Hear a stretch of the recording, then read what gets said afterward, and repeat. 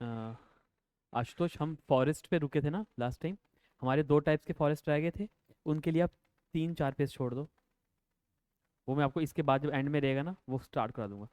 छोड़ो। हाँ, इस पेज से स्टार्ट कर दो। ठीक है। तो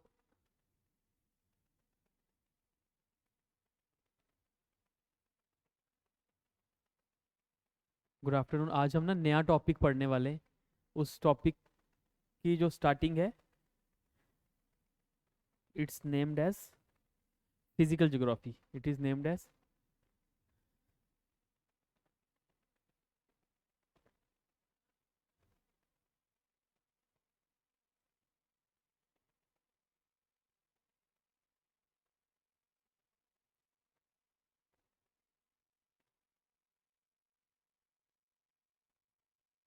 जो आज हम टॉपिक पढ़ने वाले हैं,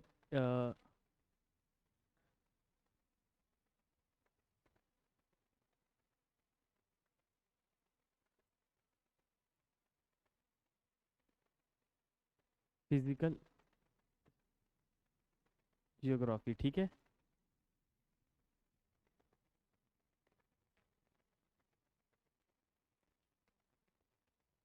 फिजियोग्राफी हम कर चुके हैं। ठीक है। ठीक है, इसमें हम क्या पढ़ेंगे देखो। इसमें सबसे पहले हम पढ़ने वाले हैं एसएसबी। इसके ऊपर कम फोकस करता है। ठीक है, लोअर लेवल के एग्जाम्स हार्डली इस पे क्वेश्चन पूछते हैं। पर अगर जेकेपीएससी या यूपीएससी जैसे सेंटर का एग्जाम दे रहे हो, ये एक इंपॉर्टेंट कंपोनेंट हो जाता है। ठीक है। आपका एसएसबी वाला ऑलमोस्ट सारा पार्ट कवर हो चुका हुआ है। ये एडवांस लेवल में आपको मैं ले जा रहा हूँ। ठीक है, अब देखो इसमें हम क्या पढ़ेंगे। अर्थ, इसका ओरिजिन। अब अर्थ पे क्या क्या आता है। सबसे पहले आता है अर्थ पे लिथोस्फियर। लिथोस्फियर क्या होता है। अर्थ का सॉइल वाला, रॉक वाला कंपोनेंट। दूसरा देख लो, मैं लिखवाऊंगा आपको। पहले दूसरा हम पढ़ने वाले हैं इसमें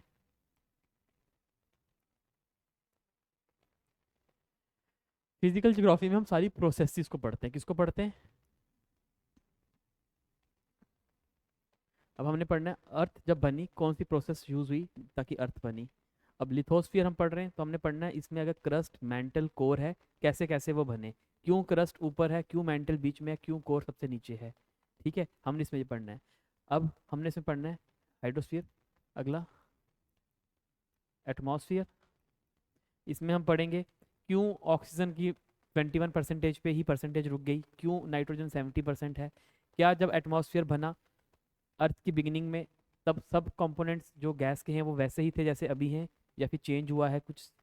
और लास्ट जो होता है वो क्या है, बायो। ये जो है ये मेनली आपकी इन्वायरमेंट में डील होता है। इन्वायरमेंट इकोलॉजी जब मैम पढ़ाएंगे तो ये कंपोनेंट मैम डील करेंगे। थोड़ा बहुत मैं आपको इसका इंसाइट दूंगा। देखो, बायोस्फीयर में वाइल्ड लाइफ वगैरह हमने पढ़ ली, फॉरेस्ट हमने पढ़ लिए है ना। कुछ पार्ट हम पढ़ेंगे, कुछ मैम आपको पढ़ा देंगे। मेनली मैम पढ़ाएंगे। ये तीन जो हैं हम इस पे कवर करेंगे अपने फिजिकल में। ठीक है। अब सबसे पहले हम क्या पढ़ने वाले हैं। अर्थ। अर्थ हमारी कैसे बना, लिखो। फर्स्ट है topic origin. Are the live online students present. सबसे पहले हम पढ़ने वाले हैं origin and evolution of earth. Evolution क्या होता है देखो। एवोल्यूशन क्या होता है। एवोल्यूशन होता है स्टेज बाय स्टेज एक चीज कैसे इवॉल्व हुई है। Stage by stage, stage by stage एक चीज कैसे इवॉल्व हुई है। इवॉल्व का मतलब पता है ना कैसे हुई है। मतलब कैसे उसकी ग्रोथ हुई है, कैसे वो अपनी प्रेजेंट फॉर्म तक पहुंची है। हम भी स्टेज बाय स्टेज इवॉल्व हुए। एक टाइम पे फीटस थे मदर की वॉर्म में, फिर हम बच्चे हुए, फिर हम यूथ में आए, आहिस्ता आहिस्ता हम एडल्ट होंगे, और एक टाइम पे हम जाके बूढ़े होके ये इवोल्यूशन हो रही है हमारी। ठीक है, this is one of the evolving stage. तो हम सबसे पहले पढ़ने वाले एवोल्यूशन क्या होती है। एवोल्यूशन जो है लिख लो। Evolution, evolution refers to the series of changes, refers to the series of changes that take place in a system from its origin to its present form. समझ गए? अर्थ हमारी, अगर सपोज, अगर हमारी यूनिफॉर्म 13 बिलियन ईयर्स पहला पैदा हुई थी, यूनिवर्स, क्या बोला मैंने? यूनिवर्स, उसमें ये सब आ जाएगा। उसमें सपोज ये हमारी अर्थ है, ठीक है, यूनिवर्स हमारी बनी 13 मिलियन, हमारी अर्थ बनी सपोज 4.5 बिलियन के आसपास सपोज। इन सब में से कोई ना कोई चेंजेस हुए होंगे, 10 बिलियन साल में कुछ अलग हुआ होगा, 7 बिलियन वाला जब साथ चला होगा तब कुछ और हुआ होगा, 5 बिलियन हुआ होगा तो कुछ और प्रोसेस चली हुई होगी, 4.5 पे कोई अलग प्रोसेस थी, फिर 3 बिलियन पे कुछ और प्रेजेंट चली, और आज हमारे 2024 में क्या चल रहा है, जैसे ग्लोबल वार्मिंग भी एवोल्यूशन हो रही है हमारी। तो these are the series of changes जो वन बाय वन एक किसी सिस्टम में होती हैं। तो एवोल्यूशन का मतलब समझ गए? ऐसे ही एवोल्यूशन में वो लिखो, similarly, similarly evolution and origin of the universe, of the universe over years, of the universe over years has given, has given rise to the present day, to the present day earth, present day earth, various star systems, comma, various star systems, planets and galaxies. समझ गए इसका मतलब आप? अब next हम जो पढ़ने वाले हैं, यहाँ पे देखो, यहाँ पे यही लिखा हुआ है, evolution refers to the biological evolution of living things. Basically हम एवोल्यूशन जो है लिविंग ऑर्गेनिजम्स के लिए पढ़ते हैं, पर वही टर्म हम यूनिवर्स पे भी अप्लाई करते हैं। But the process by which planets, stars, galaxies and the universe form and they change over time is known as evolution in geography या evolution in physical geography. In all these cases there is change over time। मैंने जैसे कहा इस साल कुछ और हुआ होगा, इन बिलियन ईयर्स में कुछ और हुआ है, इनमें कुछ और हुआ है, 3 बिलियन ईयर्स में कुछ और हुआ है, और 2024 में जैसे ग्लोबल वार्मिंग हो रही है, ठीक है, हो सकता है जब हम 40 में पहुंचे तब शायद हमारे 30 और सूख जाएं। तो ये भी एक चेंज हो रहा है, समझ गए? तो this is basically what evolution refers to. अब देखो हमारी यूनिवर्स कैसे बनी। जब, हाँ, ये one of the famous theories है, जब साइंटिस्ट ने यूनिवर्स का ओरिजिन शुरू किया पढ़ना, यूनिवर्स का जब ओरिजिन हमने शुरू किया पढ़ना, तब हमारे पास दो थ्योरीज आई, ठीक है, दो थ्योरीज आई। पहली का नाम था नेबुलर हाइपोथेसिस, पहली थ्योरी का नाम था नेबुलर हाइपोथेसिस, और दूसरी का नाम था the right the big big bang theory. लिखो इसको, ऐसे लिखो, यूनिवर्स और दो स्लैश खींचो। जब हमारी यूनिवर्स का ओरिजिन हुआ तब हमारे पास दो अलग अलग थ्योरीज आई। एक का नाम था द नेबुलर हाइपोथेसिस और दूसरी का था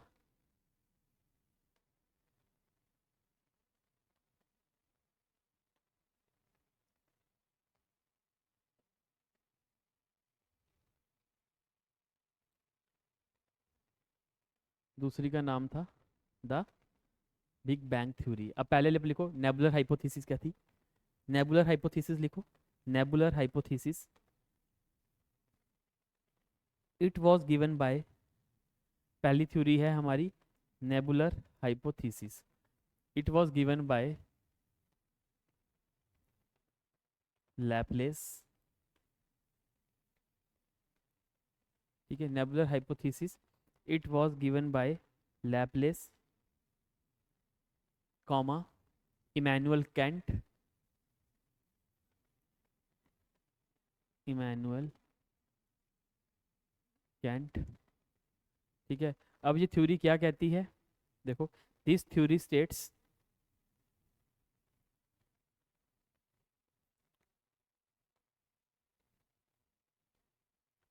this theory states that initially the origin of universe was from a initially the origin of universe was from a gaseous cloud, from a gaseous cloud. Nebular hypothesis कहती है initially all the earth was from a gaseous cloud. सारा कुछ जो universe में निकला है वो इस एक गैस के क्लाउड से निकला है। ठीक है, ऐसे क्लाउड बना दो आप, कुछ भी करके क्लाउड बनाओ। ठीक है, इसने ये कहा।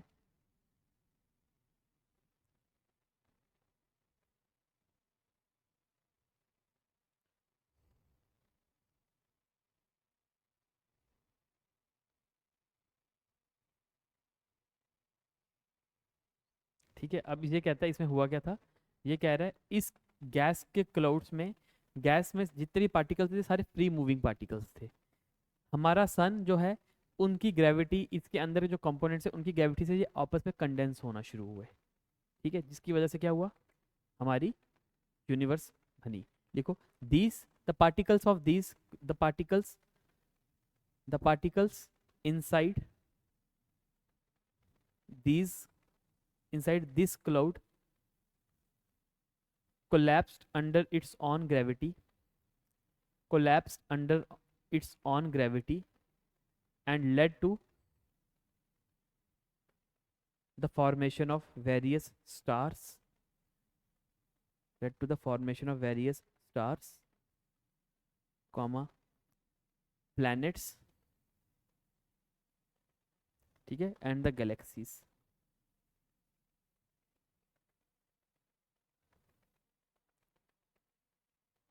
ठीक है, अब इधर देखो, अब जब ये थ्योरी आई ना तो इस थ्योरी को काफी लोगों ने क्या किया होगा, पहला सपोर्ट। ठीक है, कुछ ने इनको सपोर्ट किया होगा, हाँ हाँ ऐसा हुआ होगा, और कुछ ने डेफिनेटली क्या किया होगा, अपोज। ह्यूमन नेचर है, सब नहीं बोलेंगे यस। कुछ ने इसको अपोज किया। अब जिन्होंने अपोज किया ना, उन्होंने कहा अगर ग्रेविटी की बात है तो अर्थ आज सन के अंदर होनी चाहिए थी। Two mass of body should attract each other. तो वो यही कहता है सन इतना बड़ा है, सन आज सारे प्लैनेट्स को खा गया होता है ना। तो इसके चक्कर में फिर हमारे पास क्या आई, नई थ्योरी आई जिसका नाम क्या था, लिखो, big bang theory. Second was the big bang theory.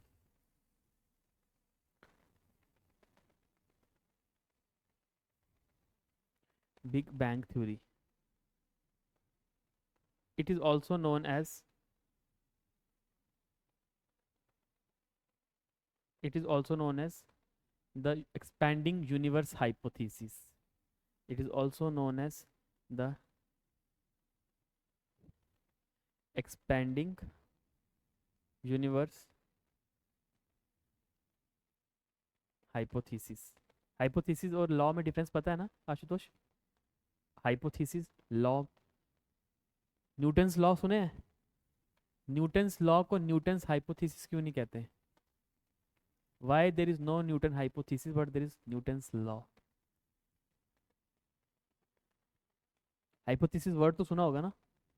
Hypothesis और लॉ में क्या डिफरेंस है, हम न्यूटन को, न्यूटन के हम लॉ बोलते हैं, there is no such Newton hypothesis. Law वो चीज़ होती है जिसका कोई प्रूफ हो चुका हो, जिसको अपने प्रमाण दे दिया हो। न्यूटन ने कहा अर्थ ग्रेविटी से खींचती है, उसने सेब फेंका, सेब नीचे है, उसने कहा लो प्रूव हो गया।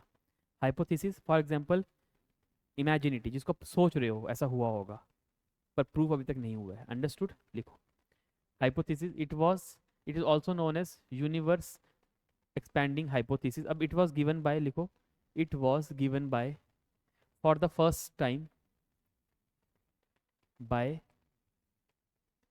it was given for the first time by George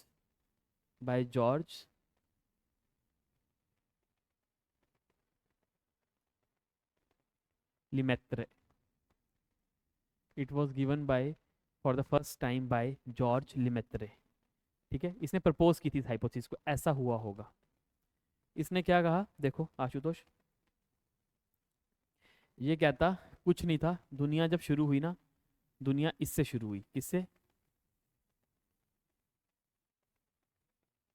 नहीं, सन एक स्टार है, सन और स्टार एक ही चीज़ होती है, पता है ना? Star is the sun, sun is the star, समझ गया ना? इसने कहा जब यूनिवर्स स्टार्ट हुई, यूनिवर्स इससे स्टार्ट हुई, किससे? इससे। क्या है ये? सर एक बॉल है, बॉल दिख रहा है ना, गोल। क्या दिख रहा है? बिल्कुल कंडेंस्ड है, सब कुछ नहीं ना इसके अंदर लिख रहा है, सब कंडेंस्ड है ना। जैसे गैस वाला मैंने कितना खुला बनाया था, पार्टिकल्स दिख रहे थे। It is condensed. ये कहता है जब यूनिवर्स स्टार्ट हुई, it started from a tiny ball, tiny मतलब छोटा, एक टाइनी बॉल। किस चीज से बनता है? Of matter. अब इसकी क्या स्पेशलिटी थी? इसने कहा इसकी इन डेफिनिट या इनफाइनाइट बोल दो, इनफाइनाइट क्या थी इसकी? डेंसिटी। इसका इनफाइनाइट मास था। कहता हमें नहीं पता इसका कितना मास था, क्या डेंसिटी थी। और कुछ साल पहले इस टाइनी बॉल ने एक्सप्लोड करके एक यूनिवर्स सिस्टम बनाया, जिसमें एक यूनिवर्स सिस्टम बनाया। उस यूनिवर्स सिस्टम में ये एक गैलेक्सी है, ये दूसरी गैलेक्सी है, ये तीसरी गैलेक्सी है, ये चौथी गैलेक्सी है, ये पांचवी है, ये छठवीं है, सातवीं, आठवीं, इनडेफिनिट इसने गैलेक्सीज बना दी। और हर एक गैलेक्सी में एक सन है, दो सन हो सकते हैं, तीन सन हो सकते हैं, और उनके आगे पीछे प्लैनेट्स हो सकते हैं। तो ये होगी हमारी क्या? Big bang theory. पर इसने क्या कहा? कहा और ये यूनिवर्स अगर जब ये एक्सप्लोड हुई तब ऐसी थी, आज ये ऐसी हो रही है, मतलब एक्सपैंड हो रही है। That is why it is known as expanding universe hypothesis. Understood? अब लिखो, ये थ्योरी क्या कहती है? It was given by first time by Georges Lemaitre, और लिखो Edwin Hubble in 1920, in Edwin Hubble in 1920 provided the proof for it, provided the proof for it। ठीक है। Second is Edwin Hubble in 1920 provided for the proof for it. क्या proof किया इसने? कि हाँ सच में यूनिवर्स एक्सपैंड हो रही है। अंडरस्टूड? अब देखो इसमें क्या होता है, इसने कहा विद द टाइम, जैसे जैसे मैंने क्या कहा, ये यूनिवर्स एक्सपैंड होगी तो ये वाला पॉइंट यहाँ आ जाएगा, ये वाला यहाँ चला जाएगा। इसका मतलब गैलेक्सीज एक दूसरे से दूर जा रही है या पास आ रही है? हाँ, तो लिखो with the time, and with the time, and with the time the galaxies are moving away from each other, और और फ्रॉम ईच अदर, और आर एक्सपैंडिंग। ठीक है। नेक्स्ट पॉइंट अब लिखना है, ये थ्योरी क्या कहती है? अब लिखो इस थ्योरी में, this theory states that universe developed in following stages, the universe developed in the following stages. पहला जो मैंने आपको समझाया, देखो फर्स्ट पॉइंट लिखना है आपने। First, in the beginning, in the beginning universe consisted of a tiny ball, universe consisted of a tiny ball। in the beginning the universe consisted of a tiny ball which had, क्या था इस ball की क्या speciality थी? और infinite temperature, infinite मास, हमें कुछ नहीं पता था इसके बारे में, ये याद रखो। विच हैड इनडेफिनिट, सब चीज़ें लिखो, इनफाइनाइट या इनडेफिनिट कुछ भी, infinite mass, infinite volume, infinite temperature. Volume इसका स्मॉल था, ठीक है, छोटा सा था ना। इनफाइनाइट टेम्परेचर, पहली स्टेज पे ये हुआ था। अब देखो पहली स्टेज पे क्या था? This was the first stage, ठीक है। सेकंड स्टेज में क्या हुआ? इट एक्सप्लोडेड, ठीक है। लिखो सेकंड पॉइंट, लिखो सेकंड स्टेज में क्या हुआ? सेकंड पॉइंट में, सेकंड पॉइंट लिखो, at the big bang, big bang हो गया बिग ब्लास्ट होना, एट द बिग बैंग, जिस टाइम बिग बैंग हुआ, at the time of big bang this tiny ball exploded, this tiny ball exploded violently, and it led to a huge expansion. जैसे ही ये ball फटा, बहुत ज़्यादा expansion शुरू हो गई। ठीक है, अब ये देखो ये स्टेज कब हुई थी, ये क्या बोल सकते हैं हम, ये कब हुई? अब हम कह सकते हैं ये हमारी यूनिवर्स का ओरिजिन होना शुरू हुआ। ठीक है, देखो this took place, second event कब हुआ? This took place this took place some 13.57 billion years ago. अब कल को क्वेश्चन अगर ऐसा आता है, सपोज आशुतोष आपको 5-6 पॉइंट्स लिखे होते हैं, when was the origin of universe possible. पहला लिखा होता है 7 बिलियन ईयर्स अगो, दूसरा लिखा होगा 3 बिलियन, तीसरा लिखा होगा 13, चौथा लिखा होगा 20। क्या लिखोगे? याद रखना, ठीक है। This is one of the आपका क्वेश्चन मार्क। पहला एक क्वेश्चन ये बन सकता है, इसके ऊपर स्टार लगा दो, 13.7 बिलियन के ऊपर एक स्टार पॉइंट लगाओ, ये आपको पता होना चाहिए कब हुआ था बिग बैंग। सेकंड लिखो। अब देखो, ये देख लो, आपको समझ आ गया क्या हुआ था बिग बैंग में? ये हुआ 13.7 बिलियन के आसपास, जब ये एक्सपोर्ट हुआ, यूनिवर्स एक्सपैंड हुई, एक्सपैंड हुई, एक्सपैंड हुई, एक्सपैंड हुई। क्या दिख रहा है आपको? इनके बीच का स्पेस भी बढ़ रहा है, ठीक है ना, बढ़ रहा है ना स्पेस। साथ में गैलेक्सीज भी देखो थोड़ी थोड़ी बढ़ रही हैं ये साइज में। और आप कह सकते हो ये एवोल्यूशन हो रहा है, पहले कुछ था, फिर कुछ हुआ, फिर कुछ, और प्रेजेंट फॉर्म में आज ये है। ठीक है, अब देखो थर्ड स्टेज में क्या हुआ। थर्ड स्टेज में क्या हुआ? इमीडिएटली आफ्टर स्टेज 3 में क्या हुआ? Immediately after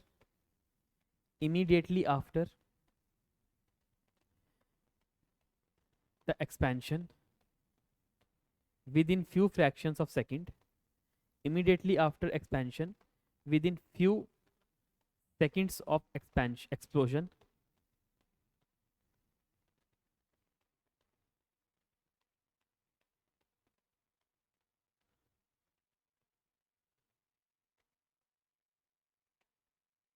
some of the energy was converted into matter. Some of the energy was converted into matter. Can energy be converted into matter? हो सकता है। E is equal to कौन सा square? mc square. ठीक है, was converted into matter। ठीक है, was converted into matter। ठीक है, energy was converted into matter। और इस टाइम पे ये देखो, एक्सपेंशन क्या था? Very rapid, and expansion was very rapid, and expansion was very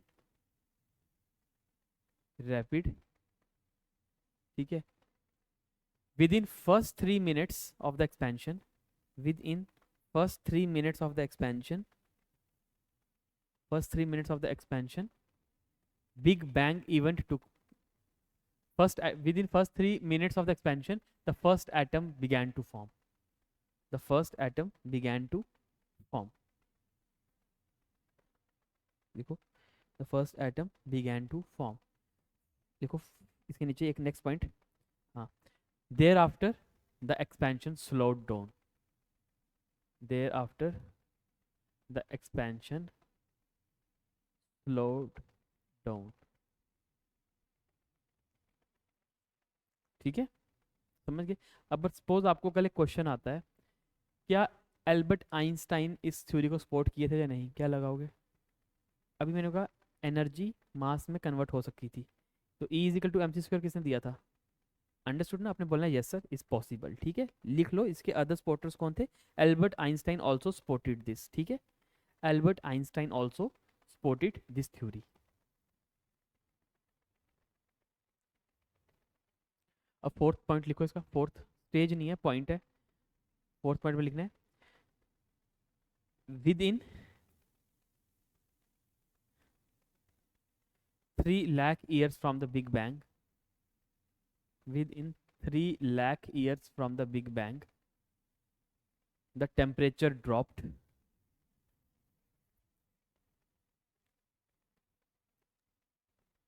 to 4500 kelvins, the temperature dropped to 4500 kelvins,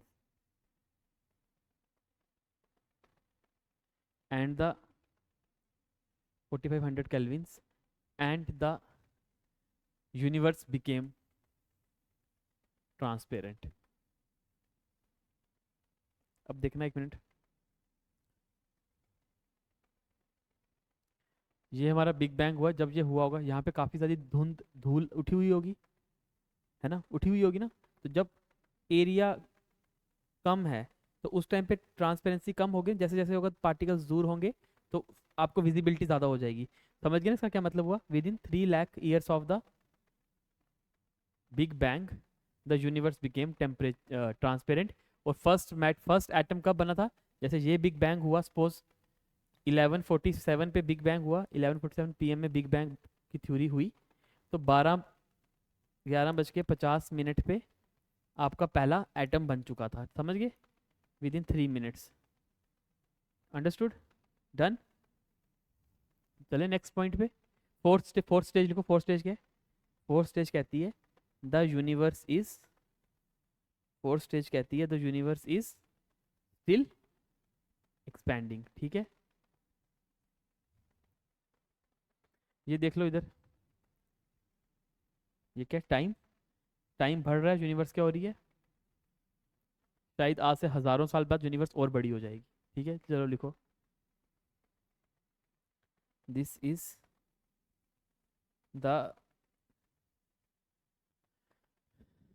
हमारा यूनिवर्स का big bang theory. Big bang theory आगे क्या कहती है? The expansion of universe means increase in the space between the galaxies. ठीक है, जब समझ जाओगे पॉइंट। नेक्स्ट पॉइंट देखो उसमें क्या लिखा हुआ है।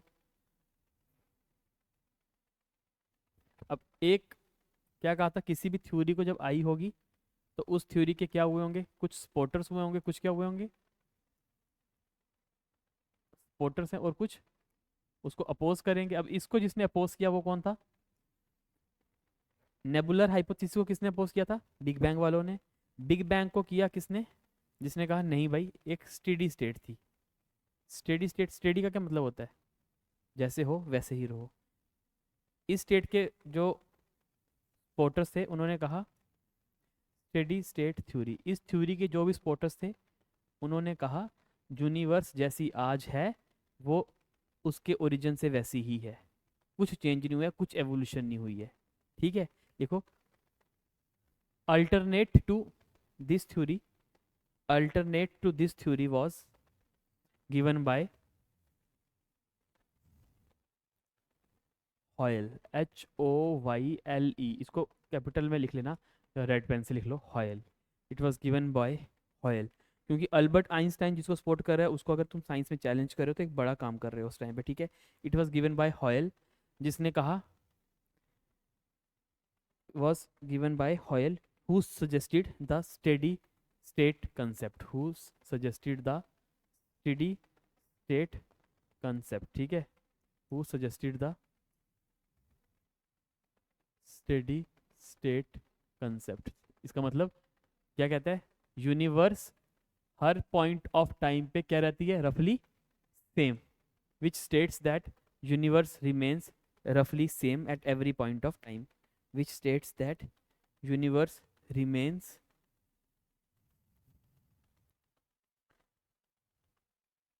ठीक है,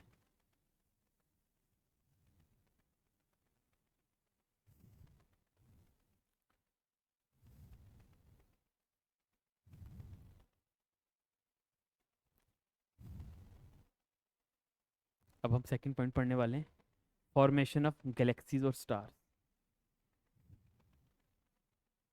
फॉर्मेशन ऑफ गैलेक्सीज और स्टार्स।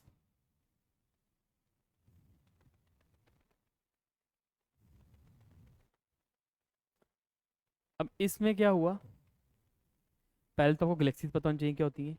गैलेक्सी सपोज ये है, सपोज ये एक स्टार है,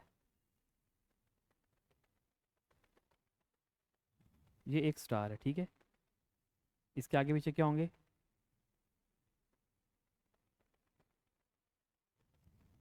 ठीक है, ये दूसरा स्टार है, इसके आगे पीछे भी प्लैनेट्स, ये तीसरा स्टार है, इसके आगे पीछे भी प्लैनेट्स। ठीक है, ये तीन क्या बोल सकते हैं हम, तीन अलग क्या हैं, गैलेक्सी नहीं है, ये तीन अलग सोलर सिस्टम्स हैं। ठीक है, अब देखो क्या होगा, अब ये भी कहीं ना कहीं प्रेजेंट होंगे।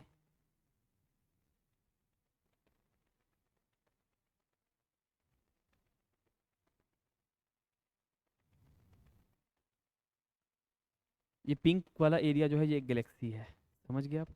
मतलब एक Galaxy can be combination of multiple solar systems. ठीक है, देखो Galaxy is a combination of different solar systems. अब जब ये मैंने सोलर सिस्टम लिख लिया, तो याद रखना है सोलर सिस्टम का मतलब होता है सन, उसके साथ प्लैनेट्स, उसके आगे पीछे जितना वेस्ट, जितनी हवा, जितना डस्ट वाटर सब कुछ। ठीक है, is a combination of different, is a combination of different number of solar systems, different number of solar systems. ठीक है, अब देखो, ये समझ गया ना आप, ये हमारी एक गैलेक्सी है। जब बिग बैंग हुई, बिग बैंग जब हुई, जब यूनिवर्स एक्सपैंड हुई, ठीक है, जब हमारी यूनिवर्स एक्सपैंड हो रही थी, हमने क्या कहा था, इसका मैटर क्या था, ये इनडेफिनिट डेंसिटी की थी, है ना, ये इनडेफिनिट डेंसिटी की थी। पर इसने कहा जब ये फटा, डेंसिटी जो डिस्ट्रीब्यूट हुई वो अनइवनली डिस्ट्रीब्यूट हुई। देखो मैंने क्या बनाया, मैंने यहाँ पे डेंस बनाया ना ये, तो यहाँ डेंसिटी ज़्यादा होगी, यहाँ पे डेंसिटी क्या हुई होगी, कम। अब यहाँ पे डेंसिटी ज़्यादा है, मतलब यहाँ पे ग्रेविटी भी ज़्यादा होगी। यहाँ का जो सन बनेगा उसने शायद अपने आसपास ज़्यादा प्लैनेट्स को रखा होगा। अब यहाँ पे शायद जो सन है उसने दो तीन को ही रखा होगा। तो it was the density differentiation जिसने गैलेक्सीज और सोलर सिस्टम्स को बनाया। लिखो, it was the, it was the density differentiation, it was the density differentiation which gave rise to, which gave rise to different types of galaxies and the solar systems। ठीक है, देखो ये, the initial density differences gave rise to difference in gravity forces, जिसकी वजह से क्या हुआ, हमारे पास डिफरेंट गैलेक्सीज और डिफरेंट स्टार्स निकले। ठीक है, समझ गया आप ये पॉइंट आशुतोष। अब कल का कोई क्वेश्चन पूछता है यार दुनिया में इतनी ज़्यादा गैलेक्सीज कब बनी, आपने बोलना है 13.7 बिलियन ईयर्स के बिग बैंग के बाद बनी।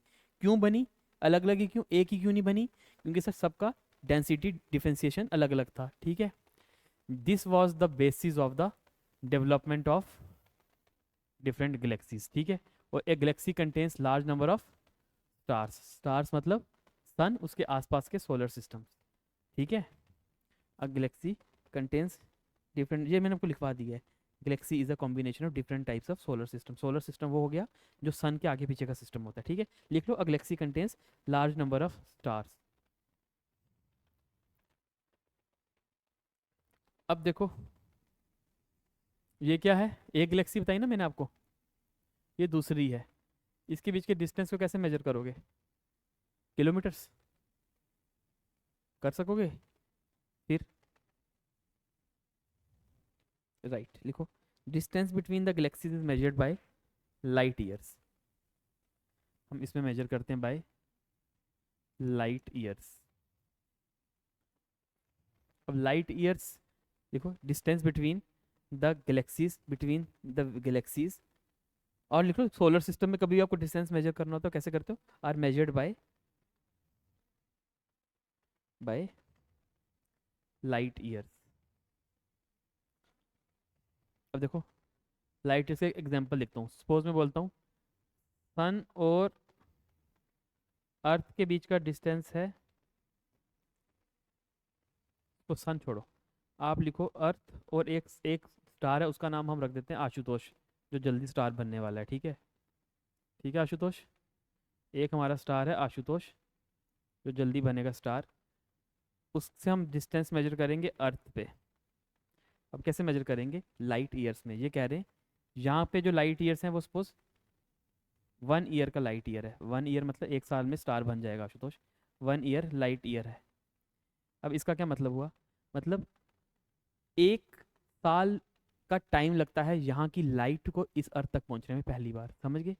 अगर यहाँ पे 13 बिलियन होगा तो मतलब 13 बिलियन ईयर्स पहले यहाँ लाइट शुरू हुई होगी, आज वो हमारे पास पहुँची है।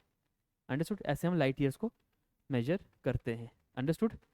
नेक्स्ट पॉइंट, नेक्स्ट पे चले। सो आपका ये वाला भी हो गया in thousands of light year. ठीक है, समझ गए? नेक्स्ट पॉइंट देखो,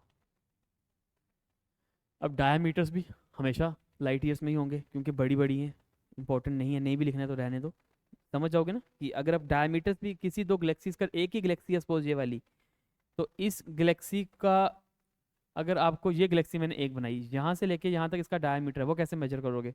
वो भी लाइट ईयर्स में ही करोगे, क्योंकि यहाँ पे भी अगर इसका सपोज एक सन है, यहाँ दूसरा सन है, तो यहाँ से लाइट को इस प्लैनेट तक पहुँचने के लिए भी लाइट ईयर्स ही लग जाएंगे ना। तो एक diameter radius of a Galaxy is also measured in light years. एक चीज़ याद रखो, यूनिवर्स में कोई भी डिस्टेंस होगा कैसे मेजर करोगे? Never kilometres. ठीक है, उसको फिर हम कन्वर्ट करेंगे सम स्केल्स को यूज करके। ठीक है, नेक्स्ट पॉइंट देखो, a galaxy starts to form accumulation of hydrogen gas in the form of a very large cloud nebula। देखो हमने कहा था ना, जब ये एक्सप्लोड हुआ तो ये अलग अलग हुए और इनके बीच का डिस्टेंस बढ़ना शुरू हुआ, तब जाके हमारी यूनिवर्स क्या हुई? ट्रांसपेरेंट हुई। और इसने ये कहा इनिशियली क्या हुआ, स्टार्टिंग ईयर्स में आपके जो भी गैलेक्सी थी ना, अगर उसमें सबसे ज़्यादा कोई गैस प्रेजेंट थी, वो क्या थी? हाइड्रोजन और हीलियम, दोनों गैसेस थी। ठीक है, देखो hydrogen and helium, hydrogen and helium, hydrogen and helium were the first two gases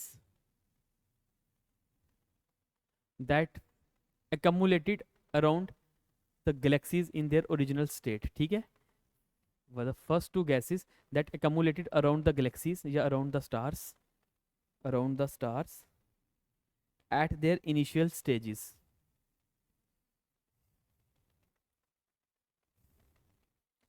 ठीक है, समझ गए आप? और जैसे जैसे लिखो, slowly slowly these gases condensed into a compact denser gaseous body, into a compact denser gaseous body, thereby giving rise to a star, thereby giving body, thereby giving rise to giving thereby giving rise to a star। समझ गया आशुतोष इसका क्या मतलब हुआ? जैसे जैसे ये Galaxy है ना, ये गैलेक्सी जैसे जैसे हाइड्रोजन से बनी, जैसे जैसे ये कंपैक्ट हुई,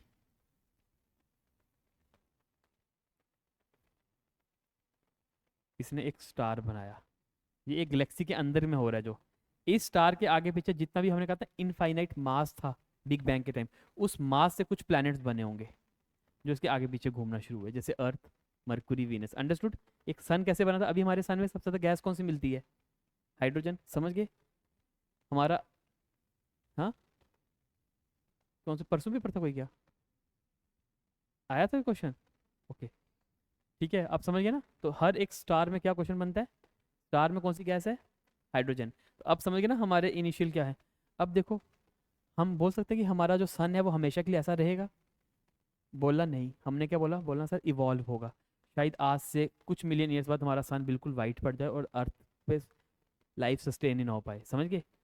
अंडरस्टूड? लिखो, यहाँ लिख दिया, दीज गैसेस लिखा होगा आपने, grow into compact bodies giving rise to stars. समझ गए ना? स्टार्स में ब्रैकेट लिख दो सन, सन ऐसे बना है हमारा। समझ गए आप? अब आगे देखो, देखो बिग बैंग कब हुआ था? ठीक है, हम बोल सकते हैं यूनिवर्स उस टाइम बनना शुरू हुई, पर सन्स का, स्टार्स कब बनना शुरू हुए? स्टार्स कब बनना शुरू हुए? स्टार्स कब बनना शुरू हुए? Stars started forming at the, stars started forming at the 5 to 6 billion years ago। Stars started to form during 5 to 6 billion years ago।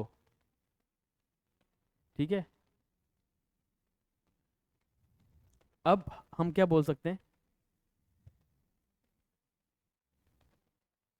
The stars started to form some 5 to 6 billion years ago। अब एक बार यहाँ point देखो, आप कह सकते हो कि हमारी जो अर्थ है वो इसके बाद बनी होगी, है ना। कल अगर क्वेश्चन आता है कि अर्थ कब बनी है, ऑप्शन होंगे 10 बिलियन ईयर्स अगो, ऑप्शंस होंगे 10 बिलियन ईयर अगो, दूसरा होगा 7 billion year ago, 13.7 billion year ago, या चौथा होगा 4.5 बिलियन ईयर अगो। क्या लिखोगे? समझ गए? एक रिलेटिविटी में इससे पहले तो बना नहीं होगा सर अर्थ हमारा, इसके बाद ही बना है, ठीक है। तो यह पॉइंट याद रखना कि हमारी जो अर्थ, सन कब बनना शुरू हुआ, ऑलमोस्ट, अगर आपको पिछली बार सन में हाइड्रोजन पूछा है ना पिछले पेपर में, शायद नेक्स्ट में आपको उसका ईयर पूछ लेंगे कब बना था सन। ठीक है, आगे चलो। ये फिगर देख लो एक बार, क्या हुआ।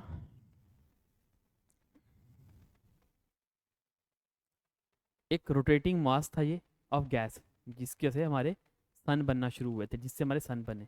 अब जैसे जैसे ये हमारा कंडेंस हुआ, कुछ मैटर इसके बाहर गया, कुछ अंदर आया, डेंसिटी डिफ्रेंसिएशन की वजह से जो बाहर चले गए वो हमारे प्लैनेट्स बन गए, रोटेट होना शुरू हो गए, और जो सेंटर में रहा वो सन बन गया। ऐसे ही हमारे प्लैनेट्स में भी हुआ। कुछ प्लैनेट्स के ना साइड पे रिंग्स होती हैं, जैसे हम देखा होगा सैटर्न के साइड्स पे रिंग है, वो भी कैसे बनी, जब डेंसिटी डिफ्रेंसिएशन हुआ तो जो हैवी मैटर था वो बाहर स्प्रेड हो गया होगा और गैसेस अंदर आ गई होंगी। समझ गए? अब नेक्स्ट लिखो, प्लैनेट्स कैसे बने, फॉर्मेशन ऑफ प्लैनेट्स। गैलेक्सीज और स्टार्स का हो गया ना आपका पॉइंट, लिखो formation of planets, formation of planets लिखो। They were also formed in different stages. They were also formed in different stages.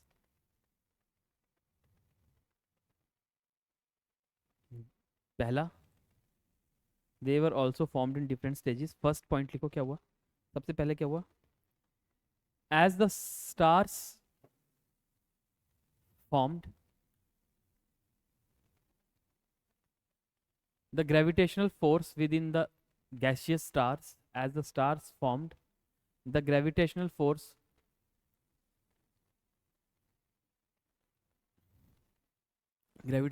within the stars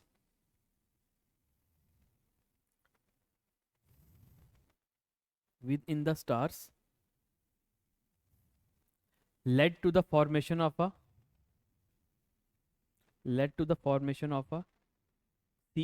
core gaseous, led to the formation of a core gaseous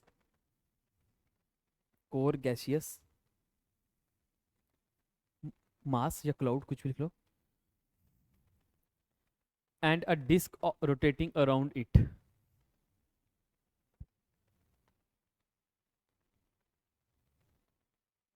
ठीक है, disk of mass, disk of gas rotating around it. ठीक है, disk of gas rotating around it. ठीक है, second stage लिखो, as this cloud of gas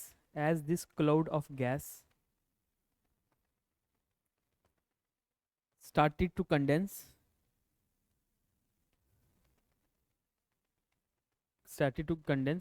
ये point देखो, the matter around the core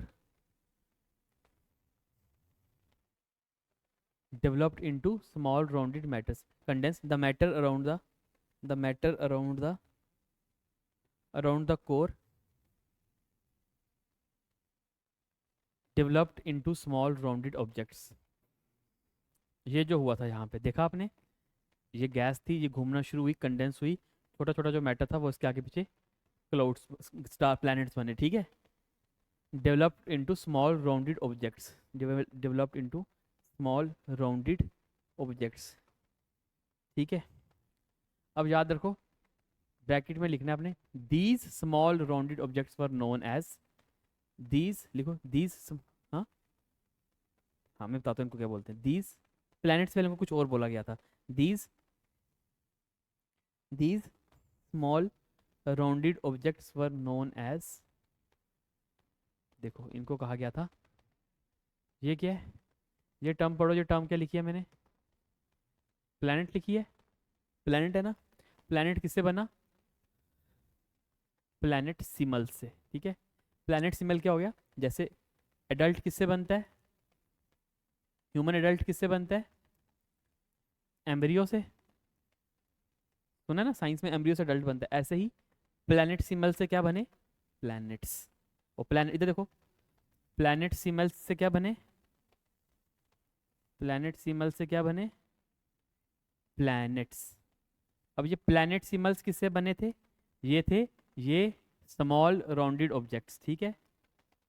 और ये किससे बने थे, ये बनते गैस के उस क्लाउड से जो अपनी ही ग्रेविटी से कंडेंस होना शुरू हुए थे। और ये गैस के क्लाउड कहाँ से, उस बड़े गैस क्लाउड से जिसका एक सन भी कभी पार्ट था। समझ गए, दिस वॉज हाउ हमारे प्लैनेट्स फॉर्म। लिखो, these small rounded objects were called planet. लिखो प्लैनेट, लिखो प्लैनेट, पहले प्लैनेट लिखना है, फिर प्लैनेट, हाँ प्लैनेट के स्पेलिंग लिखो पहले, प्लैनेट वरना प्लैनेट, फिर ई, प्लैनेट ई सिमल, प्लैनेट ई सिमल्स, ठीक है, प्लैनेट ई सिमल्स, ठीक है। जब देखो ये प्लैनेट सिमल्स ऐसे थे, ये छोटे छोटे कंडेंस हुए, ये प्लैनेट सिमल्स बने, इसके भी छोटे छोटे पार्टिकल्स थे, ये प्लैनेट सिमल्स थे। जब ये सब जुड़े, इन्होंने बनाया एक बड़ा सा, समझ गए, these planetesimals gave rise to, these planetesimals gave rise to large bodies in the form of planets.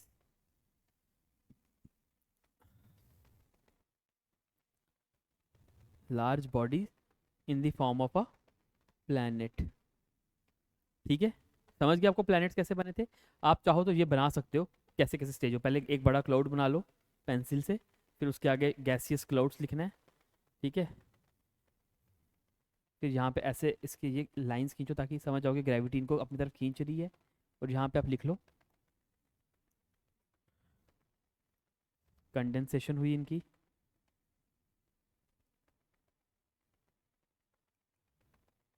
प्लैनेटसिमल्स बने, और फिर प्लैनेट्स बने।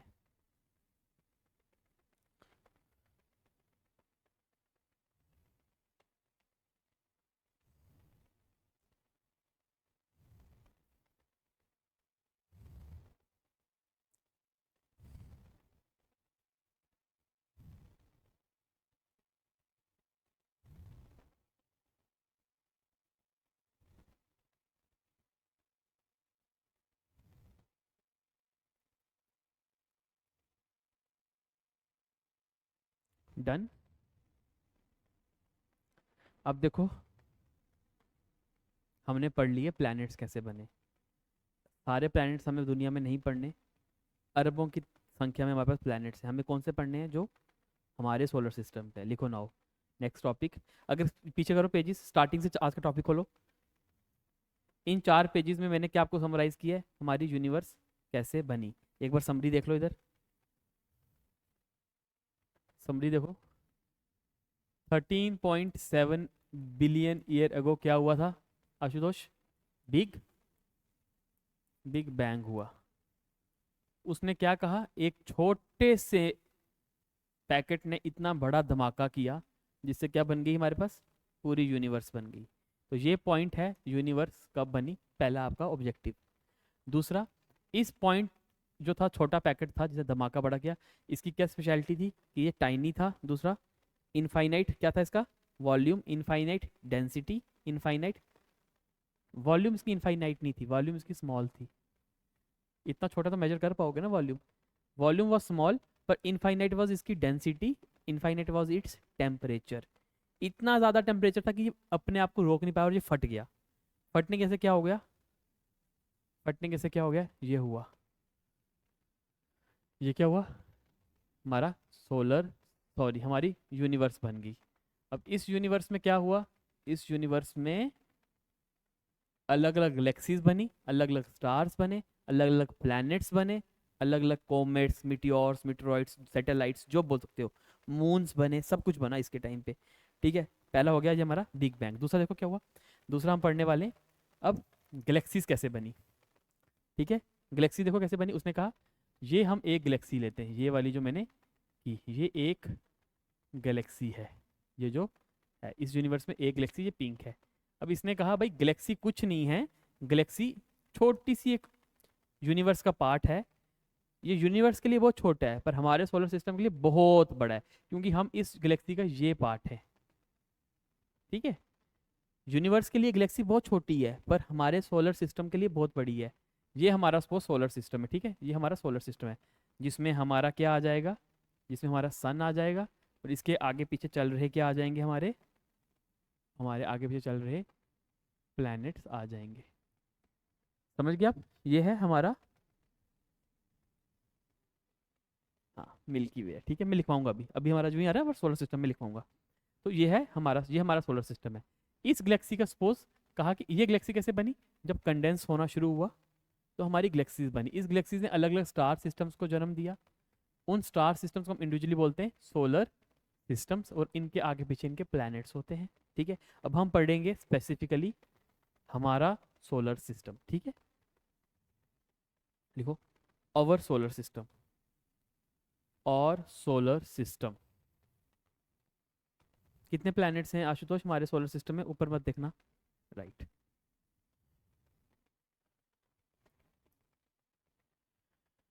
हमारा सोलर सिस्टम लिखा, it is present in, it is present इन, कहाँ पे प्रेजेंट है, हाँ, दूसरा नाम क्या इसका, इट इज प्रेजेंट इन, पहला आ गया मिल्की वे, मिल्की वे, और इसका दूसरा नाम है आकाश गंगा, ठीक है। देखना, our solar system is present in the Milky Way, also known as Akash Ganga.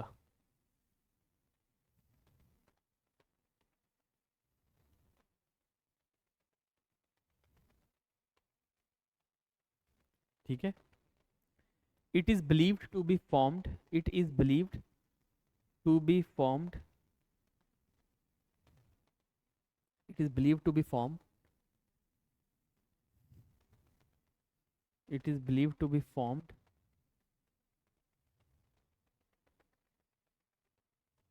जब सन बना था, तभी हमारा सोलर सिस्टम बना होगा। सन का बना था 5 से 6 बिलियन ईयर्स की, हाँ। It is believe to form 5.5 to 6 billion years ago, ठीक है। It is believe to form 5.5 to 6 billion years ago. And हमारे प्लैनेट्स कब बने थे, and the planets were form to be, and the planets were formed about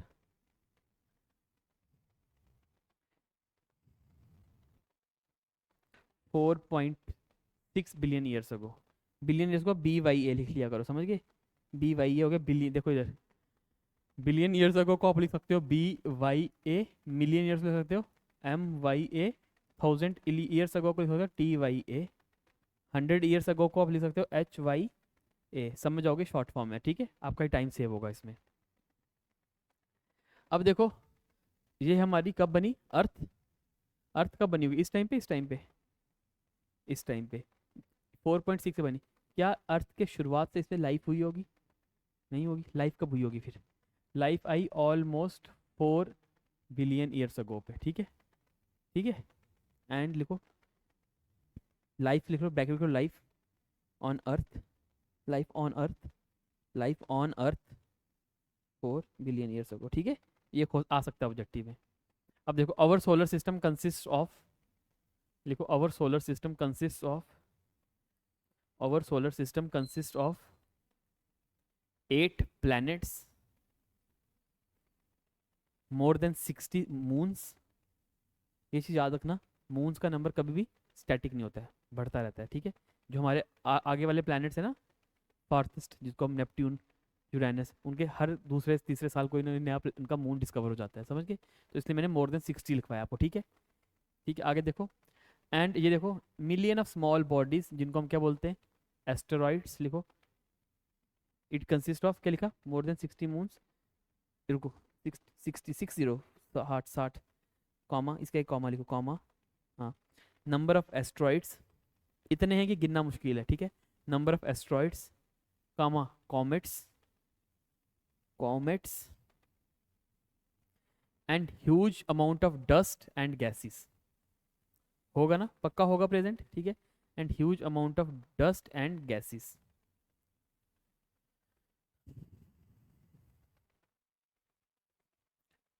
चलो planets के नाम बोलो, बोलो। सीक्वेंस में चलना है, ठीक है। मरकुरी आगे, वीनस,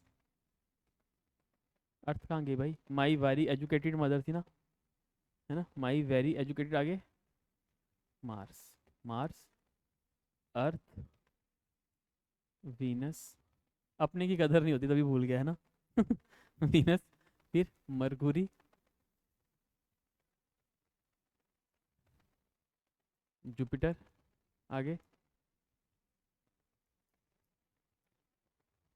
आगे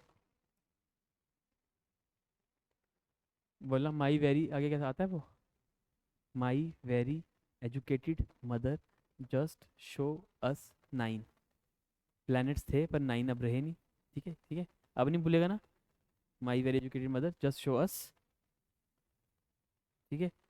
सैटर्न, यूरेनस, नेपट्यून। लिखो इनके नाम, इसी तरह से लिखना जैसे मैंने आपको लिखवाए हैं, ठीक है।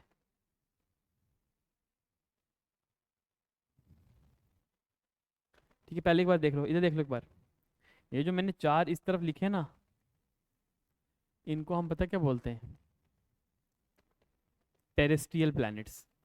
टेरेस्ट्रियल प्लैनेट्स, या फिर इनको हम बोलते हैं इनर प्लैनेट्स। समझ गए इनर क्यों बोलते होंगे? क्योंकि ये सन के सबसे पास है, ठीक है। टेरेस्ट्रियल बोलते हैं क्योंकि इन सब में आपको जमीन मिलती है। इनको हम बोलते हैं गैसियस, इनमें गैस है, गैसियस प्लैनेट्स। या फिर इनको हम बोलते हैं JOVIAN, जोवियन प्लैनेट्स। लिखो, लिखो इन चार प्लैनेट्स के नाम लिख के, पहले वाले चार के लिखो। Mercury, Venus, Earth, Mars are known as, ऐसे ही इनके आगे स्लैश खींचो, ऐसे ही लाइन खींचो के, हाँ लिखो, they are known as terrestrial और inner planets. They are known as terrestrial और inner planets, whereas the Jupiter, Saturn, Uranus and Neptune are known as the Jovian planets और द गैशियस planets, ठीक है। सब करवाऊंगा, one by one सब आएगा। Paper में आया किसी? परसों कौन सा पेपर हुआ है? अच्छा,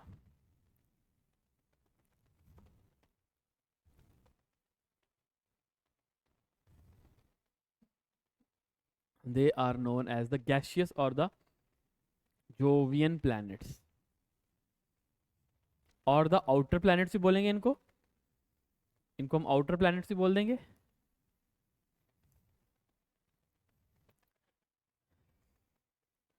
देखो इधर, ये क्या बनाया मैंने? सन, ठीक है। ये हमने बनाया अपना सन।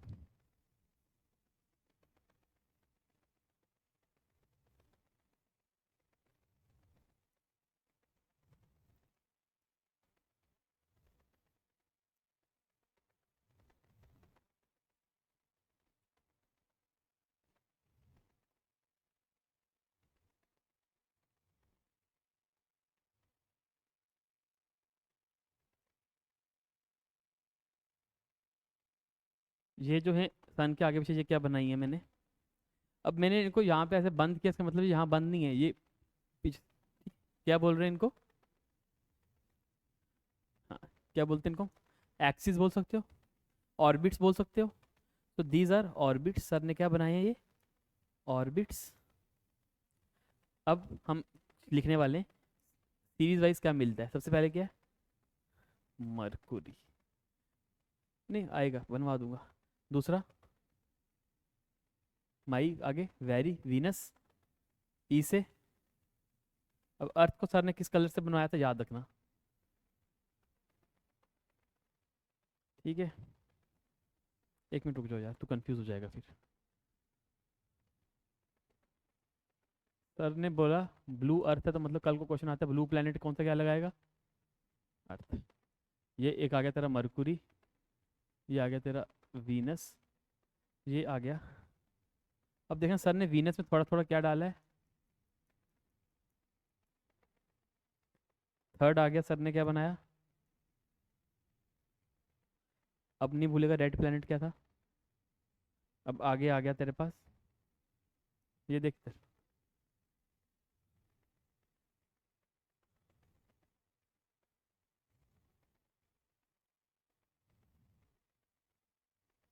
अब एक चीज देख, क्या दिख रहा है इन दोनों के बीच? ऑलमोस्ट सेम साइज के हैं। तो कहा जाता है कि जुपिटर एक फेल्ड सन है। जुपिटर अपने टाइम पे सन नहीं बन पाया। पर आज भी जुपिटर और हमारे इसके बीच में हमें पता है क्या मिलता है? जुपिटर और ये कौन सा प्लेनेट है, इसके बीच में आज भी हमें ये मिलते हैं।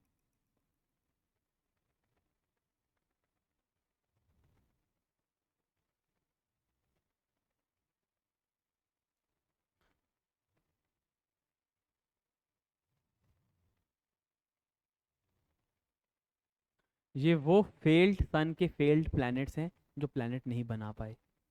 इनको घूमना इसके साइड था पर इनको सन अपनी तरफ खींच गया। और इनको हम बोलते हैं, क्या प्लैनेट्स बोलेंगे? नहीं, इनको हम बोलते हैं। अब कल को कोई क्वेश्चन पूछता है एस्ट्रॉइड्स कहाँ पे मिलते हैं, क्या बोलना है? They are found between Jupiter and, पहला पॉइंट तो कभी नहीं आपने भूलना है। आगे, मार्स के आगे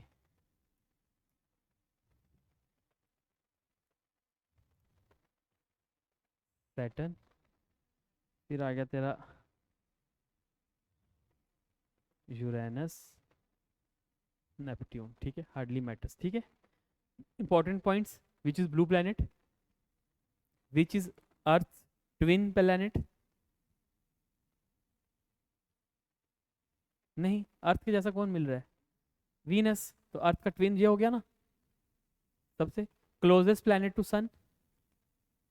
क्लोजेस्ट प्लैनेट टू सन, वो सन नहीं है, वो फेल्ड सन है।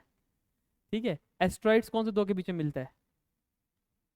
ये फिगर दिमाग में छपनी चाहिए आपके, सीधे सीधे क्वेश्चन निकलने हैं इनसे, समझ गए? अब मैंने आपको ये आगे बनवाई है इसलिए मैंने आपको बनवाई नहीं। देखो, ये क्या? ठीक है, अब देख इधर देखना, इसके बीच में एक बेल्ट दिख रहा है, ये फेल्ड प्लैनेट्स का। क्या लिखा है इसको इसने? इसको हम बोलते हैं,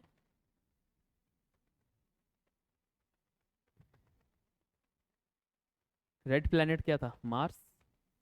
ठीक है, अब देख, जुपिटर ऑलमोस्ट इसके साइज का दिख रहा है। ठीक है, अब कल को क्वेश्चन आता है रिंग्स किसके अगेंस्ट प्रेजेंट है? सैटर्न के अगेंस्ट रिंग है। और अब जैसे ये आ रहा है ना ऊपर से, ये क्या है? मीटियोर से पहले इसको हम कॉमेट बोलते हैं। क्या बोलते हैं? कॉमेट बोल लो, मीटियोर बोल लो। तो मीटियोर हम तब बोलते हैं जब हमारी अर्थ की तरफ आ रहा होगा, इधर से इधर आ रहा होगा, ऐसे कॉमेट है ये। ठीक है, समझ गए? ये फिगर आपको बताना चाहिए ये कहाँ पे है।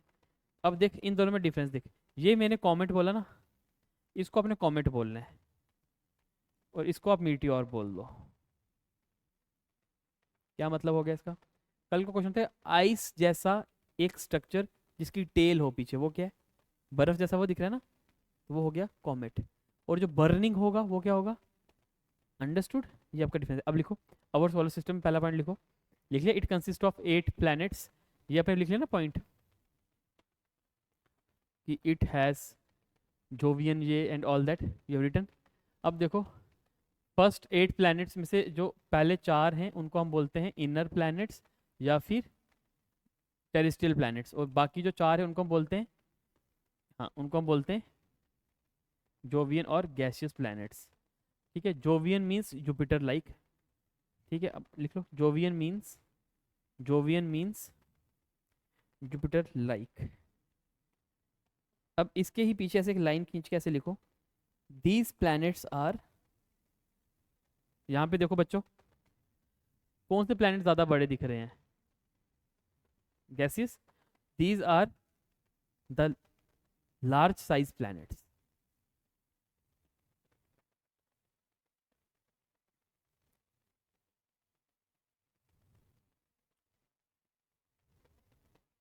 सबसे छोटा यहाँ देखो,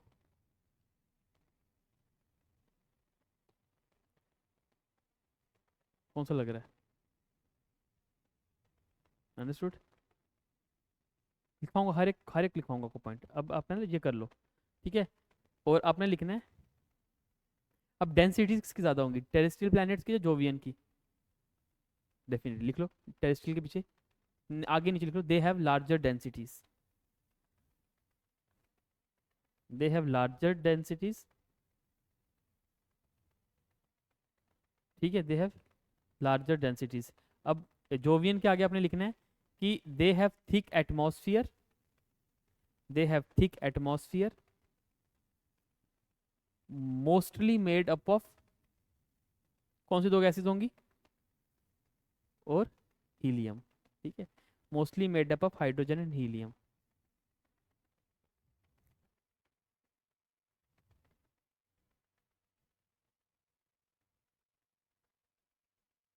अब यहाँ पे आपको जो मैंने पॉइंट्स लिखवाए ना इनके सामने, ये यहाँ समरी में लिखे हैं। देखो पहला point, the terrestrial planets are formed close to the sun, ठीक है।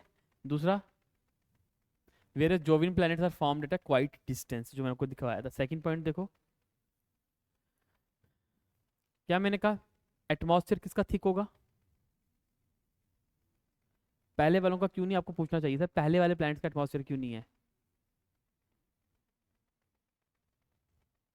तो फिर एटमॉस्फेयर अर्थ का है ना। पहले वालों के एटमॉस्फेयर को सन अपनी तरफ खींच चुका हुआ है, तभी हमारे पास मार्स पे सन एटमॉस्फेयर नहीं है। अगर मार्स का एटमॉस्फेयर था, आज नासा ने आधे लोग वहां बसा बसा दिए होते, समझ गए ना। मरकुरी, वीनस, अर्थ, मार्स, अर्थ का भी एटमॉस्फेयर सन खींच देता अपनी तरफ, पर फेल हो गया, तभी अर्थ के ऊपर लाइफ है, ठीक है, समझ गए ना। लिखो, the solar wind was most intense near the sun, ठीक है, लिखो the solar wind, solar wind होती है जो सन की तरफ से आ रही हुई मैग्नेटिक फील्ड विंड, ठीक है, जो सर जो आते हैं सन की तरफ से rays, the solar wind is most intense near the sun, hence it has blown away most of the gases, hence it has blown away most of the gases of the terrestrial planets,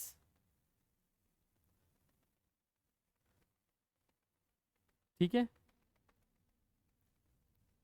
ठीक है, more ever, more our being smaller in size, moreover being smaller in size, the terrestrial planets did not have enough gravity to hold their atmospheres back। समझ गए इसका मतलब आप, moreover the terrestrial planets being smaller did not have enough gravity to hold their atmosphere back, terrestrial planets being smaller in size that were unable to hold their atmosphere back।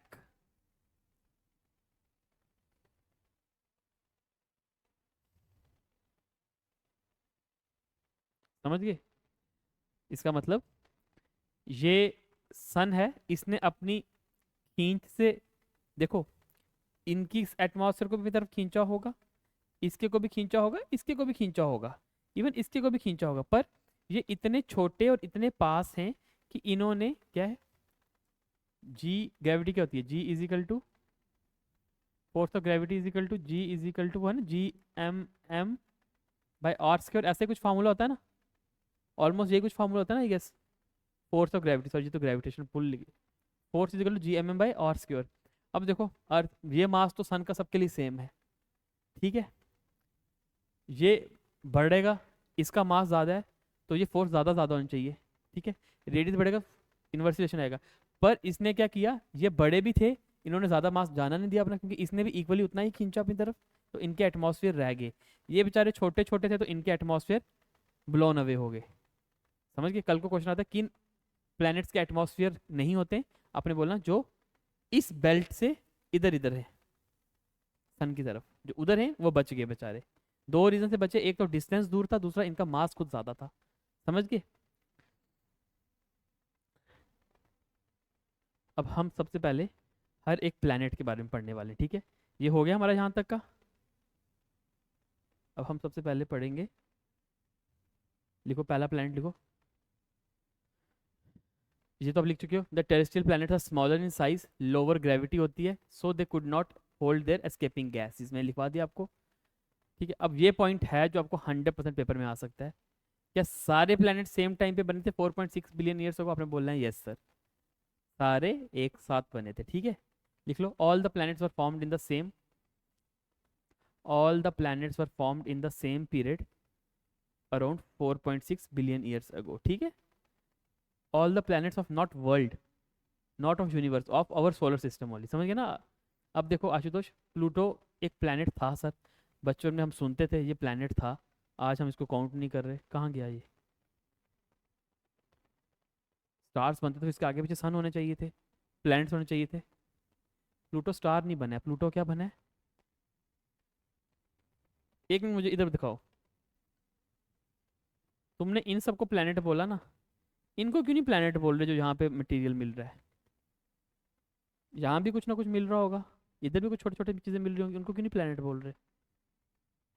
Planet की एक definition होती है, उस definition के अंदर जो जो चीज़ें फॉल करेंगी वो प्लैनेट होंगे। उसमें साइज होता है, उसमें उनका वेट होता है, उनमें उनकी डेंसिटी हो सकती है। ठीक है, उसमें उसका ये होना चाहिए कि उसके पाथ पे अगर कोई और बॉडी है तो वो उससे छोटी होनी चाहिए। समझ गए? ऐसा होता है डेफिनेशन। प्लूटो उस डेफिनेशन में फेल हो गया। लिखो Pluto till 2000, Pluto till 2006, Pluto till 2006 was was a planet which is now a dwarf planet,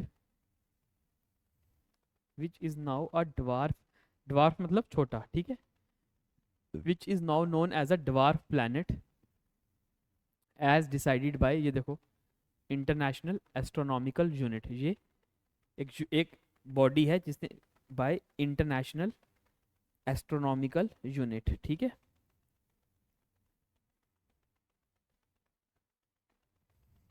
अब देखो एक और बॉडी लिख लो जो डवार्फ बॉडी है, जैसे 2003 यूबी, 2003, 2003 अदर डवार्फ प्लैनेट लिख लो, अदर 2003 यूबी 313, ये इसका नाम है। यूबी 313 इसका नाम है, 2003 इसका साल है ये डिस्कवर हुआ। आगे लिखो Ceres, CERES, Ceres, CERES, Ceres are other types of dwarf bodies. Dwarf planet लिख लो, they are other type of dwarf planets. समझ गए? समझ गए? टेलीस्कोप्स होती हैं, हाई रेजोल्यूशन की टेलीस्कोप्स होती हैं, सैटेलाइट्स को भेजता है नासा ऊपर। इसरो इतने दूर दूर मंगलयान पे क्यों जा रहा है? ताकि हम वहां पे अपनी एक सैटेलाइट लगा पाए, वो आगे देख पाए। समझ गए ना? अब देखो ये प्लैनेट है ना मार्स, अब यहाँ पे हम अर्थ पे हैं, हम ज़्यादा से ज़्यादा अपनी सैटेलाइट को यहाँ तक भेज सकते हैं। ठीक है, यहाँ तक, ठीक है, यहाँ तक, यहाँ तक, यहाँ से यहाँ देखना टफ है। पर जब यहाँ पे मार्स है और मार्स पे आपका सैटेलाइट यहाँ पे, तो मार्स पे सैटेलाइट यहाँ भेजोगे, यहाँ से यहाँ देखना ज़्यादा पास रहेगा ना। हम डिस्टेंस को पास कर रहे हैं। ठीक है, तभी हम इतना पैसा खर्च रहे हैं इन चीज़ों के ऊपर। थ्रू टेलीस्कोप हम देखते हैं। ये वाला पॉइंट हो गया आपका। नेक्स्ट देखो, हम हर एक प्लैनेट को ब्रीफली ब्रीफली पढ़ेंगे, एक एक दो दो लाइन जो इंपॉर्टेंट आ सकती हैं। लिखो ईच प्लैनेट, लिखो planets of solar system, planets of solar system.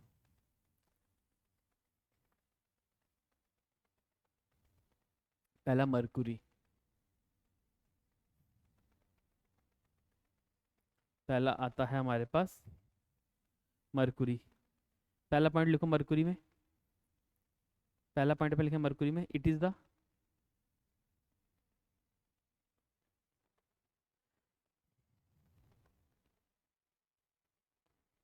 It is the closest planet to the sun.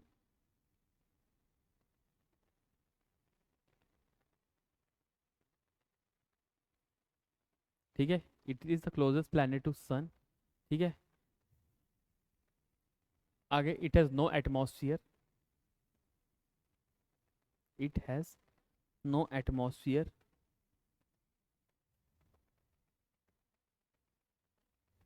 ठीक है, मरकुरी के लिए इतना इंपॉर्टेंट है।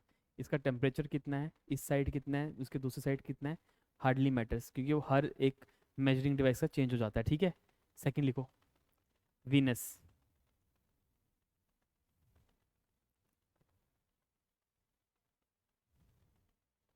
It is the closest planet to Earth. It is the closest planet to अर्थ.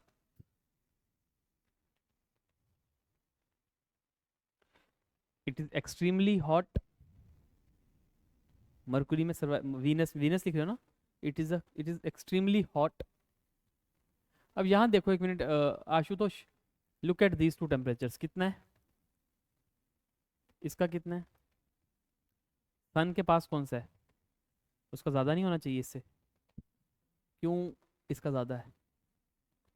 मैं लिख पाता हूँ, बस एक पॉइंट याद रखना है आपने, इसका टेम्परेचर मरकुरी से ज़्यादा है, तभी इसको hottest planet of the solar system कहते हैं. ठीक है, hottest planet of the solar system. रात को आसमान में सबसे चमकता हुआ जो तारा कहते कहते नहीं, मर वीनस है वो. चमक रहा होता है इतना, समझा, इतना बर्निंग स्टार होता है वो. ठीक है. It has 96% of CO2. CO2. अब इसका एटमॉस्फेयर में क्या है? CO2 और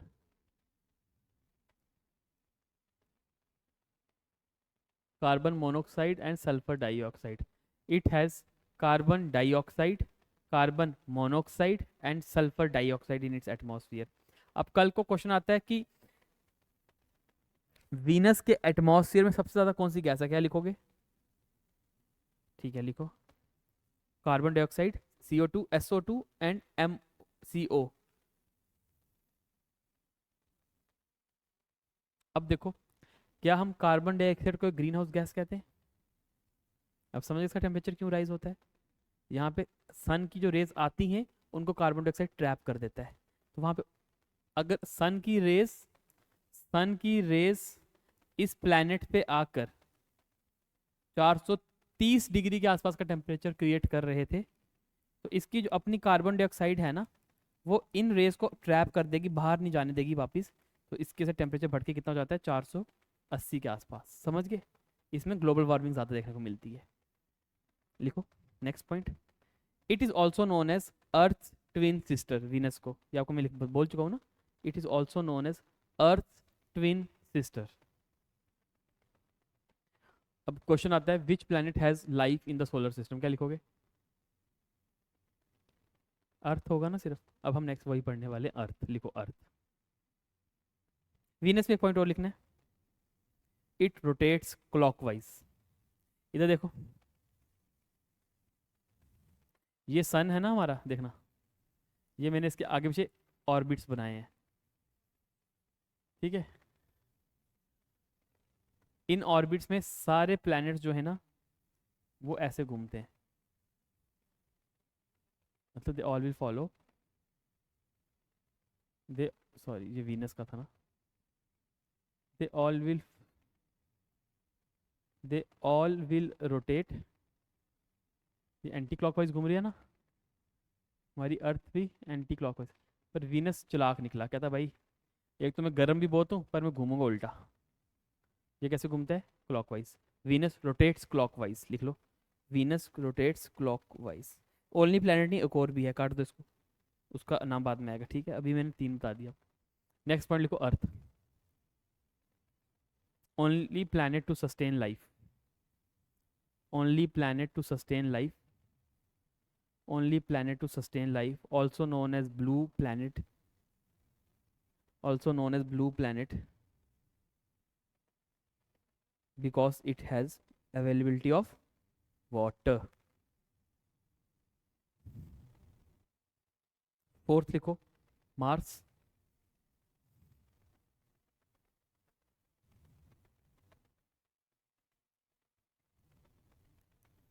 Also known as the red planet.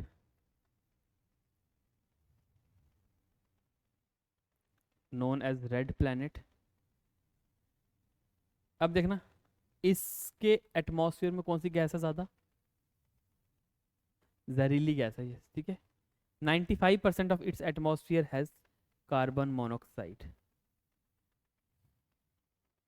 Carbon monoxide.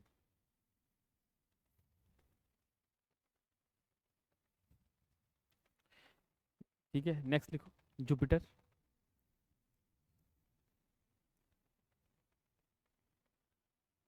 It is the largest planet of the solar system.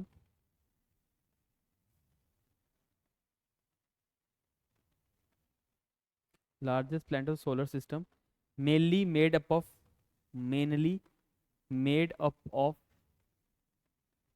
Gas is like, gases like ammonia, NH4 होता है ammonia का formula, ठीक है। अमोनिया, गैसेस लाइक अमोनिया, गलत लिखे spelling, AMMO होता है ammonia, mainly मेज ऑफ अमोनिया। इधर देखो अमोनिया इससे बनता है, तो हम क्या बोल सकते हैं, इसके एटमॉस्फेयर में नाइट्रोजन मिलती है, यस सर मिलती है। हाइड्रोजन मिलती है, यस सर मिलती है। क्वेश्चन ऐसा आ सकता है कि जुपिटर के एटमॉस्फेयर में नाइट्रोजन और हाइड्रोजन मिलती है, तो आपने लगाना है हाँ अमोनिया उसी से बनता है, ठीक है। तो केमिस्ट्री पढ़ी है ना आपने, पीरियोडिक टेबल में कोई अमोनिया फार्मूला था नहीं ना था, अमोनिया एक कंपाउंड है, ठीक है, ठीक है। It has no solid surface, पूरी गैस से बना हुआ है, ठीक है। It has no solid surface.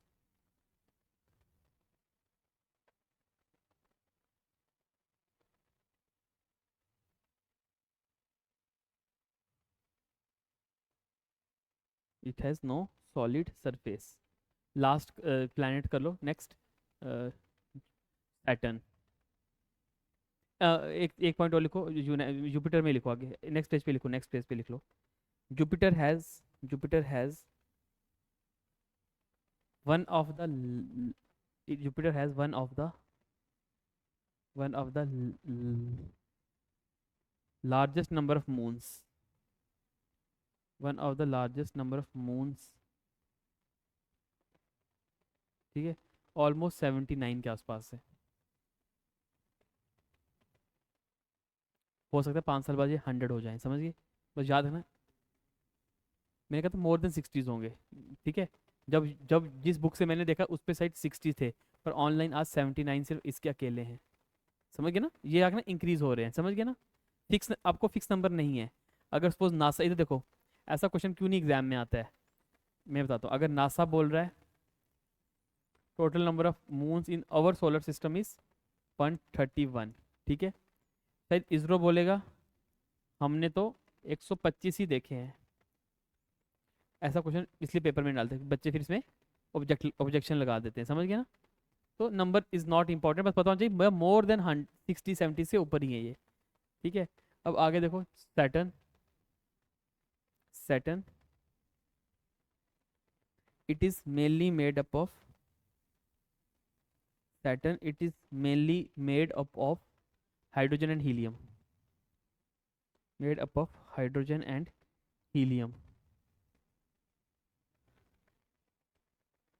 It also has hydrogen cyanide, HCN. It also has hydrogen cyanide, ठीक है, which is a poisonous gas.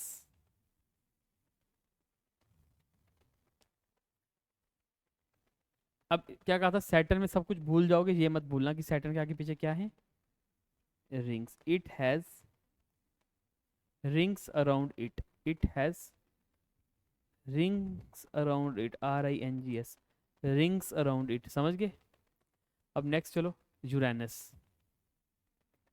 अब देखो आशुतोष, जितने भी मार्स के इस तरफ प्लैनेट्स हैं ना, वो सारे काफ़ी ठंडे प्लैनेट्स होंगे, याद रखना, ठीक है। नेक्स्ट आ गया Uranus. It is also a very cold planet,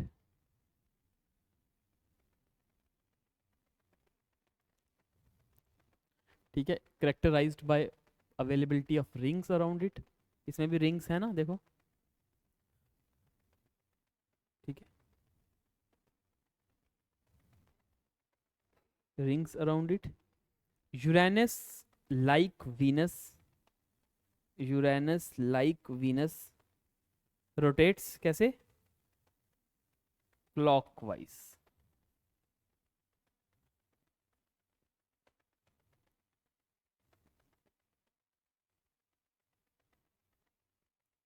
ये कौन सी रेज लिखी है मैंने, यूवी रेज, सुना है इनका नाम। अब कल को क्वेश्चन आता है कौन से दो प्लैनेट्स क्लॉकवाइज घूमते हैं, यूवी रेज में जो आते हैं, यू से यूरेनस, वी से वीनस, कभी मत भूलना, ठीक है, ठीक है। It rotates clockwise. Last planet जो है हमारा कौन सा है, नेपट्यून।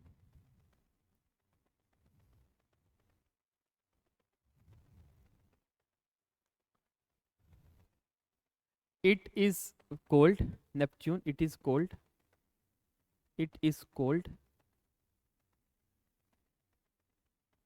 डार्क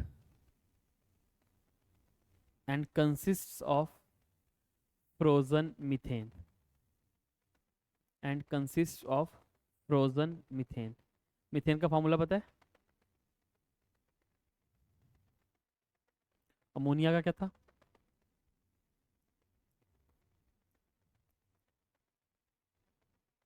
मीथेन, ठीक है, CH4 इज मीथेन। अब यहाँ देखो, तो आज के लिए हम इतना ही पढ़ते हैं, ठीक है। कल आपकी क्लास रखूँ मैं? रख लूँ, ठीक है, कल आ जाना आप, ठीक है, कल भी मैं रखवा दूंगा आपकी ना, ताकि मुझे आपका सिलेबस खत्म करा दूँ ना। बस आपका फिर इतना ही रह गया, एक आपका हमने प्लैनेट्स पढ़ लिए सारे। अब हमने इन प्लैनेट्स में स्पेसिफिकली क्या पढ़ना है, हमारा अर्थ का सिस्टम, स्पेसिफिकली अर्थ का मून। देखो हमने प्लैनेट से क्या कहा था मैंने आपको, यूं ही हम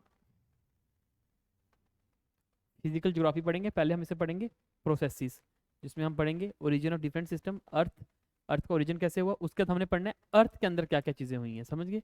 अब हम अर्थ पे आने वाले हैं, तो इससे पहले हम वाइंड अप करें, मैं आपको एक चीज़ आज के लिए वो कहते हैं ना स्पून फीडिंग दे देता हूँ, which is important for you. अभी तक हमने जितने प्लैनेट्स पढ़े, क्या किसी प्लैनेट में पढ़ा कि उनमें ऑक्सीजन मिली?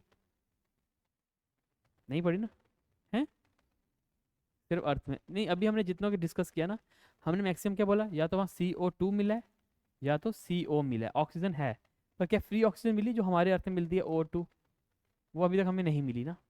हम कह सकते हैं बाकी में हमें क्या मिला, NH4, CH4, ठीक है, साइनाइड, है ना, सल्फर डाइऑक्साइड। तो हम कह सकते हैं कि जो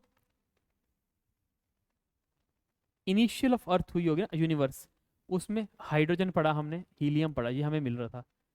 अब हमने क्या कहा, वो जो आगे वाले प्लैनेट थे वो फेल हो गए थे सन बनना, तो इन उन सब प्लैनेट से हमें ये गैसेस मिल रही हैं। तो हम कह सकते हैं इनिशियली जब हमारा यूनिवर्स बना, तब hydrogen, helium, nitrogen, carbon, cyanide, sulphur, ऐसी गैसेस ज़्यादा थी। पर आज हम जैसे इवॉल्व हो रहे हैं, जैसे हमारी अर्थ है, तो आहिस्ता आहिस्ता बीच की स्टेज में फिर हमारे पास ऑक्सीजन जुड़ना शुरू हुआ, और हमारे पास बना एट द एंड ऑक्सीजन। समझिए, अंडरस्टूड ना। तो हम कह सकते हैं ऑक्सीजन जब हमारी यूनिवर्स बनी उसकी स्टार्टिंग में not present, after the time of evolution, कुछ सालों मिलियन ईयर्स बाद हमारे पास ऑक्सीजन बना। नेक्स्ट में हम ये पढ़ेंगे, उसके बाद हम लिथोस्फीयर, हमारा बाकी स्फीयर्स पढ़ना शुरू करेंगे, ठीक है। सो आज के लिए इतना ही है। कोई डाउट, एनी डाउट्स? हाँ, आपने लिख लिया ना, बाकी कोई आया नहीं, जब आएगा तो मैं उनको करवा दूंगा, ठीक है। चलो, online students all the best. Any doubts? बताता हूँ, जॉग फॉल्स एक वाटर फॉल्स है, ये इस रिवर पे है, शरावती। वो मूवी देखी है रावण मूवी,